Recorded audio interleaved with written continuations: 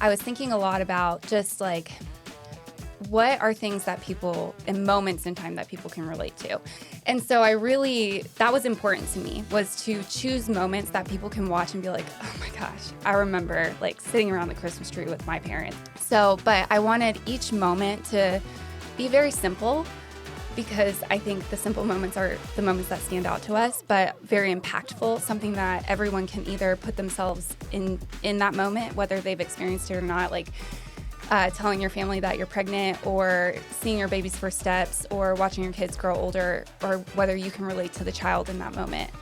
That was important to me. Founded in 1999 by Jason Burks, Retrospec Films is Oklahoma's largest turnkey production company of its kind. With a full-time team of over 20 talented individuals, a 12,000 square foot studio to create in, and a resume that spans some of the world's largest brands, if you love learning about filmmaking and storytelling, you've come to the right place. On each episode, we discuss the pursuit of creating things and the problems we solve by digging up projects from the last 20 years, giving you a glimpse behind the scenes where the magic happens. You're listening to Retrospec Films from the archives. Hey guys, thanks for joining us on Retrospec from the Archives. This is our in-house podcast where we dissect and talk about all the different projects that we produce and create here and the different problems that we solve in the process. So today joining me, we have my wife, Tayler. Hi. Creative development director here, writer, lots of things. And Brandon Forbes, producer and production director as well. So we're going to talk about a pretty cool project today that we did really, I guess, in the last 6 to 8 weeks. And it was for Braum's, which was really exciting. Braum's has been, a client that we've been doing work for the last couple of years. Love doing work for them. Love their ice cream. So let's go ahead and dig right in. Why don't we start with, Brandon, why don't you start us off? And let's just talk a little bit about Braum's in general. Yeah. We've done a handful of things for Braum's over the last couple of years, but have really in the last probably year kind of started more of a relationship in like where we're, hey, let's present ideas. Here's things that we think would be good, what we can kind of help come along and partner with.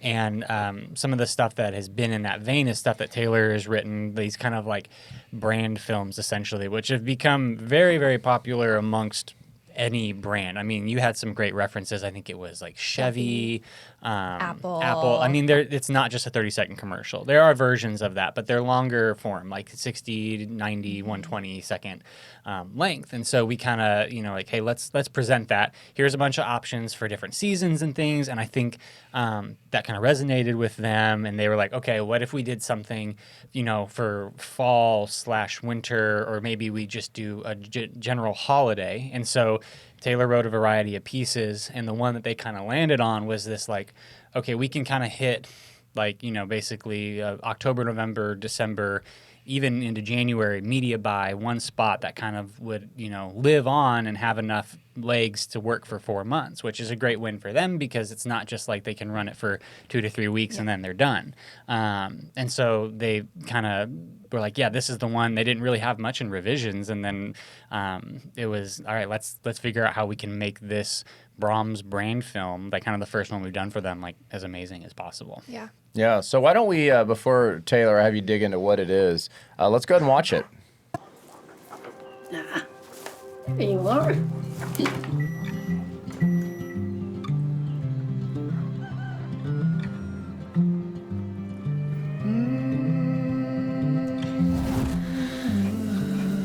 Here you go, sweetie.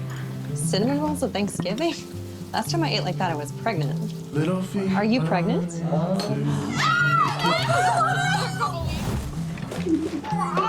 Chloe, no one get in here. What? She's walking? You got a little something right there. Eggnog. Say 2009. 2009! Happy New Year! These are the sweetest things. Grammy, why did you eat all the cinnamon rolls? I've got plenty.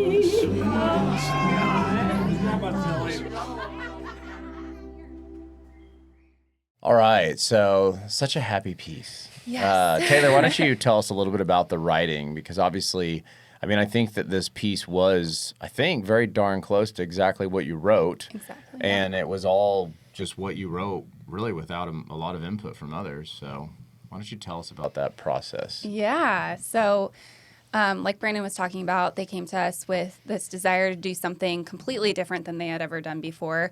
And we both kind of were in agreement that we should do something more along the lines of a brand film. And when I first started developing it, this specific concept, which we've named Holiday Memories, I was thinking a lot about just like, what are things that people, in moments in time, that people can relate to? Like, for instance, for me, one moment that stands out is this video recording that my mom has of me sitting in a rocking chair at Christmas with my dad standing in the background. He had these like moccasins and these mustard yellow sweatpants on and a cutoff t-shirt. It was the 90s. And it was Christmas time, and my mom was video recording this moment. My dad was over there trying to help me get the rocking chair. I think it was like maybe 2 at the time. And Christmas, like, those are the moments that I think of when I think of the holidays, like moments when my family is together. And I immediately go back in time when I see that video.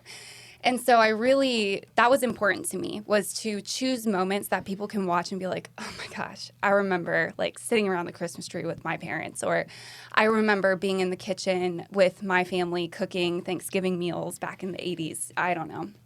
So, but I wanted each moment to be very simple, because I think the simple moments are the moments that stand out to us, but very impactful, something that everyone can either put themselves in that moment, whether they've experienced it or not, like telling your family that you're pregnant, or seeing your baby's first steps, or watching your kids grow older, or whether you can relate to the child in that moment. That was important to me. So I really started by creating this rough outline on the whiteboard. I just kind of tossed all my ideas. Obviously, I knew it was going to be generational. We were going to see the older version of this character in the beginning and watch her go back in time to when she was in her 20s back in the 80s. But I kind of wrote out what defining moments I wanted to see. So it didn't make it into the original script, but I had her and her husband moving into their first house together after they got married, announcing they were pregnant, seeing their baby take their first steps, watching their kids grow older, and then you go back to the moment where her granddaughter interrupts her and is like, Grammy, why are you eating all the cinnamon rolls?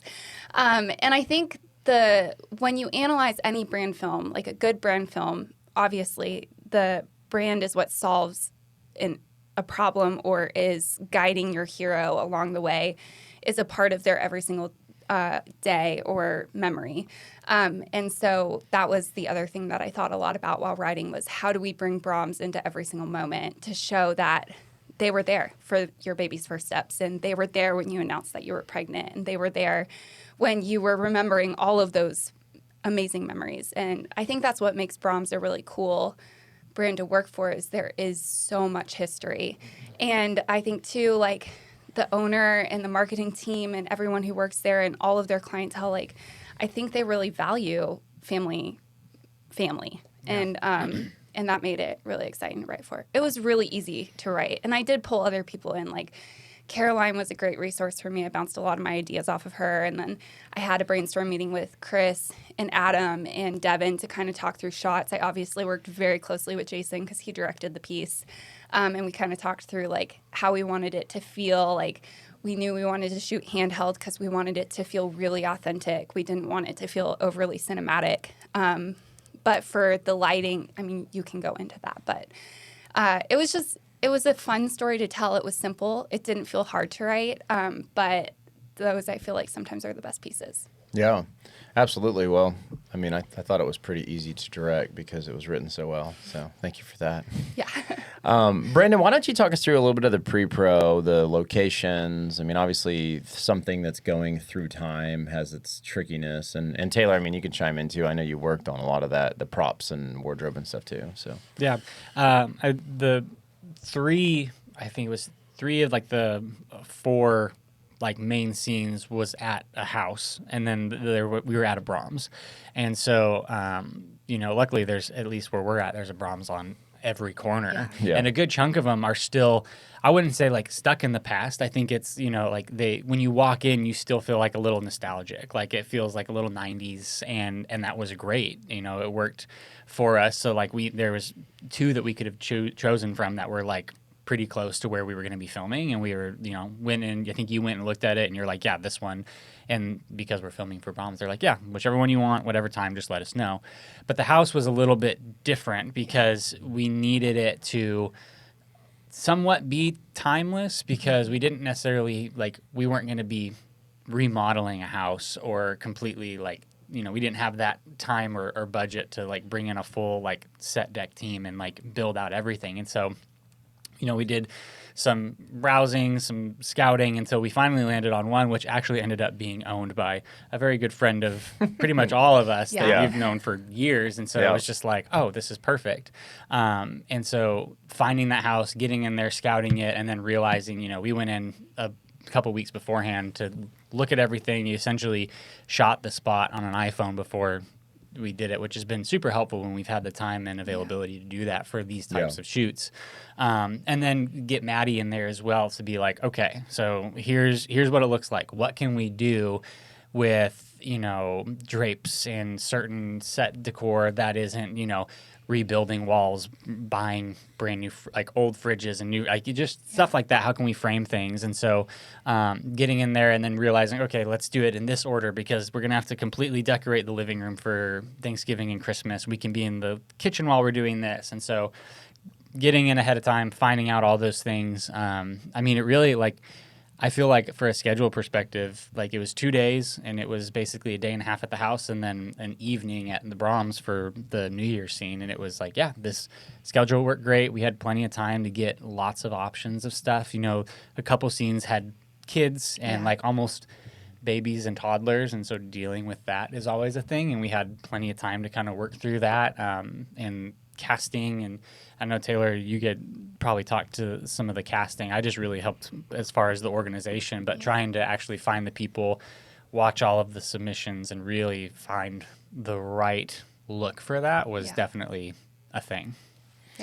Yeah. Talk a little bit about that, the casting process. Yeah. I think before we even had submissions, I was looking through all of the talent agencies' websites and kind of pulling people that I thought might have an interesting look. I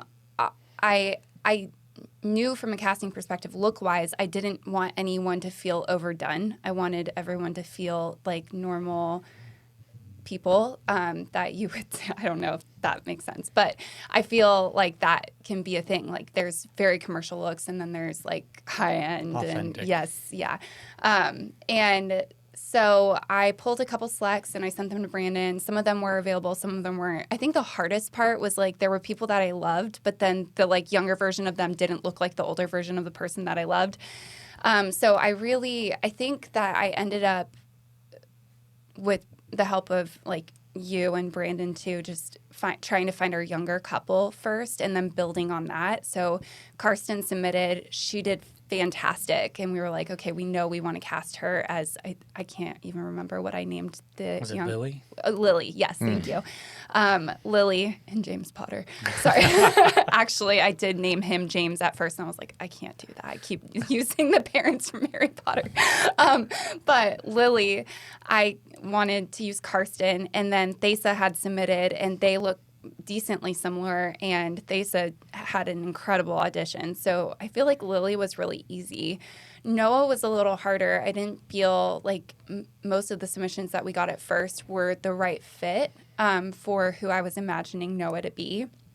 And so thankfully, Jacob Hightower on staff, Jason and I were kind of talking through it in the car one day, and he was like, what about Jacob? And I was like, yeah, we should have him submit. And he did a fantastic job. And so we ended up going with Jacob. The guy that I initially wanted to play the older version of him, they didn't look anything alike. But we had worked with Champ Bailey before, and he hadn't submitted. So Brandon, thankfully, was able to reach out to him, and he was available. And so we got Champ involved. And then the kids, it was really important to me that the little girl at the end have a really cute little cartoon voice. And my niece, Juniper, had that. And I wasn't really sure how she would do on camera. I think Paige felt the same way, but Jason was like, let's give it a try. And she absolutely killed it. I'm so proud of her. But like Brandon said, kids are always a variable because the camera is scary, even for adults. I freeze up sometimes in front of them. And so I think we just really lucked out with everyone that was on set. But I had mood boards upon mood boards where I was like putting people together to see how they looked with each other, and did they create like a cohesive family, and were like even the son at the end, I know you don't see his face a lot, but he looks exactly like Jacob. It's kind of crazy. Johnny, and he did great, but I feel like that was huge for me in the casting, was to just really get everyone to get, it's like a puzzle piece when you're dealing with a generational spot, because you don't have much time in 30 seconds to make sure that people understand that that is the younger version of the older version that you're seeing in the beginning. Mm-hmm. So you really want distinct features or wardrobe to come into play to where it immediately registers. Or the type of, like we did a match action shot from Thesa to Karsten, and I feel like that helped make it clear. But anyways. Yeah, that's great. Well, I'll touch a little bit on like the shooting, directing side maybe, and then we can bring Jacob in here and chat a little bit about that. I felt like, I guess to nerd out a little bit, I feel like when you're doing a period piece, you're trying to disguise things, and that's tricky too. And so I kind of immediately was like, I want to shoot wide open because I want most of the world to be out of focus, just in case the recreation of these old times isn't like spot on. So we chose to shoot on prime, shot at 1.4, which just gives a really shallow depth of field. Shot full frame, really shallow depth of field. And did everything handheld, like you said, just to give it this authentic vibe, which I think was really valuable. Brandon had also suggested hazing just to like give some atmosphere and texture, which is always nice when you're doing a lot of lighting through windows, which I was doing on this. So it makes all those arcs glow, which also just kind of gives it like, watch a lot of movies in the 80s and 90s. They were always hazing those sets. Mm-hmm. So it automatically gives you this vibe of like, oh, we're going back to the 80s and 90s, which I thought was really fun. And that was true to Christmas. And then I guess our most modern day was Thanksgiving, right? Yeah. Sort of, kind of. Fall. Yeah. Sort of, kind of. But overall, I did feel like directing the talent, it was pretty easy. I think that was an easy. I feel like when a script is written in a way that is correct, and by correct I mean like it's real. Like there's nothing worse than reading a script and being like, I don't feel like people would say that. Yeah. Or like nobody would ever do that in this atmosphere. Like those are the hard things that you have to direct, is you're like, I know that's what makes this special because we're doing something that's not real. But that's hard for actors. And it's hard for a director because you're trying to get people into like a character that they don't resonate with. This one was so easy. Like everybody just like clicked right into role. So it was like, here's the character, here's the script. This is what I need you to do. And if you can expand it, by all means, fall into the character. You're the husband, you're the wife, you're the daughter, you're the grandma, you're the grandkid. There's all these little dynamics. And so sticking people in a piece and saying, you're a family, that's something a lot of people can go, oh, I get that. So maybe to that point, I guess why don't we bring Hightower in real quick and we can finish this off. Okay. Bye. Okay, we got Jacob here. So Jacob, let's talk just a little bit about the acting and maybe really just this role, because I know you've been acting for a long time. It's not unusual for you to end up acting in something that we're creating. And I think in this shoot, we pretty much removed you from production, right? Like you didn't. I was on production a little bit of it on the first day. Yeah. Just the first half of the day. Yeah. And then the second half I was acting. But it was a really cool opportunity. You called me and was like, hey, I want to throw your hat in the ring. So I did an audition for you guys, and I've same thing with every actor doing an audition. They're like, was that a good one? Was it good? I don't know. But eventually, I got the part, and it was something that was, we were going through like those memories in time, and I just so happened to have long hair that kind of, I feel like, sealed the deal too, because we were able to cut it in transitions like throughout the shoot. Yep. Which I think was a really cool like way to do it. You know, it kind of helps sell that factor of time has changed. Yeah. So that was a cool thing. Most people that have the long hair, they're connected to it, and they're like, I'm not cutting it for anything. And I was just growing it out for whatever's next. And Yeah. it just so happened to be a Braum's commercial. So that was really cool. But what was the question? I think you answered it. No, I'm curious with the character. You know, some of the things that I really liked that I felt like showed up was just the, I don't know, you felt like the character. Like when you were in Braum's and you were with Karsten, you know, obviously Karsten's not your wife, but I think you felt like the cute, in love, nostalgic, like recognition of the scenario, the Christmas scene. Right. I'm curious, like, because I think both you and her both like took some freedom to be in the space and just act and not even act, but like be the character. Yeah. Did you feel that way, any? Yeah, real quick, shout out to my wife, Jessica. You know, thanks for just being supportive in all this journey of mine. But Karsten was great. I think, and we both kind of, I feel like we're leaning on that nostalgia feeling, and which was great because we had a lot of props that were from the time. And like, I think a camera we used for the 2008 thing was one of my own personal cameras that my dad gave me. So there were some little things that were adding to, and things that were out of the scene, you know, like just that help add to the character, like like even just a coin in your pocket that you got from Christmas when you were 8, you know, like having something that maybe the audience can't even see, but you use that for yourself, and really it's just bringing out my own personality. Like a lot of great actors out there, they'll tell you, well, it's, you know, the role is written, but they bring themselves into the role. So you bring pretty much a large chunk of you into the role, and then it's just trying to make sure you're in line with what the director wants or what the writer wanted. And I don't think there was any issues there. It just all felt super comfortable. I mean, I'm working with my team that I work with on a day-to-day basis, so I felt comfortable with everything, and just getting the kids involved, you know, like having the kids, just trying to like be an actual like authoritative figure or just a father figure when those kids are being, you know, like running around, and you're like, hey, stop running. We got to do, you know, you just try to like implement some of those things that help you sell the character. Yeah. So that's kind of what we tried to do. Yeah, I'm curious, Tayler, did you feel like, I mean, I know that there was some influence from This Is Us for you. And it was funny because I even remember when we first saw This Is Us, the character, which I think it is Jack. Oh, it's Jack. No, it's Jack. Yeah.